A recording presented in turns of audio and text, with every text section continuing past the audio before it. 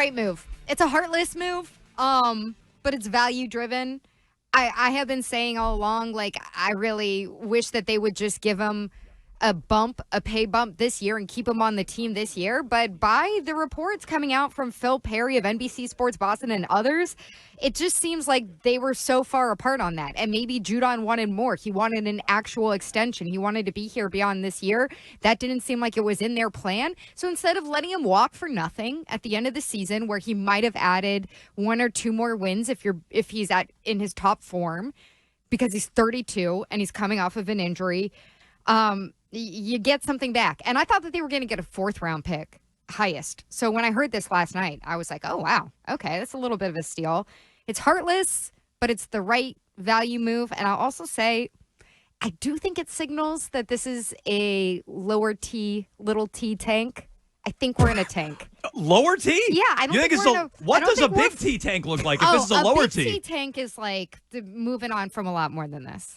What? Like what? What else do they have? Yeah. Like he's selling everybody. You wouldn't have signed the guys who you re-signed coming back to be part of this great rebuild. You got to feel the team. No, I think they re-signed them to Big T Tank. They signed Jacoby Brissett to Big. I think it's inarguable. It's Big T Tank now, but we can get further into that. You like the move, I mean, right? They paid guys like Onwenu and Barmore. It's not like they gave them bare minimum contracts. Yeah, no, Arcan's right. You got to field a team, and they're fielding an especially crappy one to tank, I think. So right move. Yes, I do think it's the right move. Arcan, I already know you feel this way, but why is it the right move? Because they got a 3rd-round pick. I can't believe the market was this robust for Matthew Judon. I'm shocked. I'm honestly shocked that a 32-year-old disgruntled pass rusher, who everybody in the world knew was disgruntled because he made a big show about it in practice, was able to fetch something like this. I think that's tremendous. This is Elliott Wolf's crowning achievement so far, I really think. And you may disagree and think that they need Judon in order to do whatever it is they're going to do here. He's not part of the future. I think we all know that. Whenever this team's going to start competing again, he's going to be 35 probably,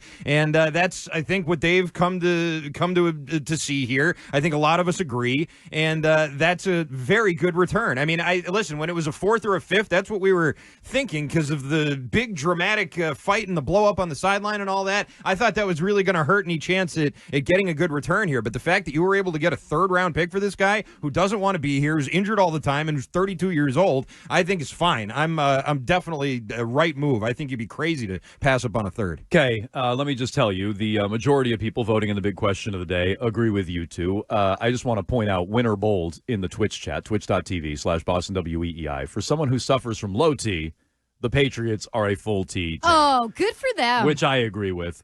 So right now, 78%, this is stupid, by the way, 78% think this is the right move.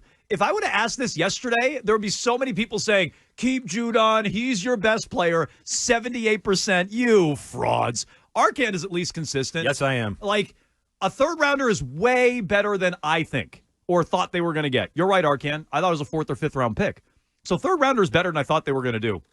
I'd still rather have Matthew Judon. And not everybody on this team has to be part of the future. This is where I push back on what you're saying, Arcan. You're like, he's not a part of the future.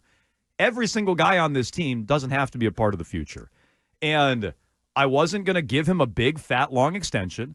I was just going to keep him here for the rest of this season. You could still trade him at the deadline, by the way. Now, maybe you get less there, and maybe you lost a little bit. But to me, the better time to trade him would have been early in the offseason when you could have used the pick on this year's team. So I think you missed that window.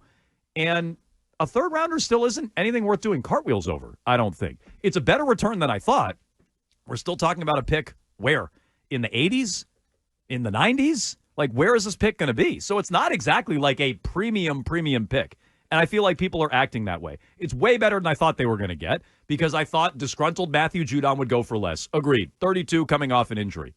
But it turns out there was a market, and the Patriots had options, and this is going to be worth following. So you can jump in, 617-779-7937. You can vote at Jones and Mego. What do you think of the Patriots' decision to trade Matthew Judon for a 3rd-round pick? Was it the right move or the wrong move? You can vote there.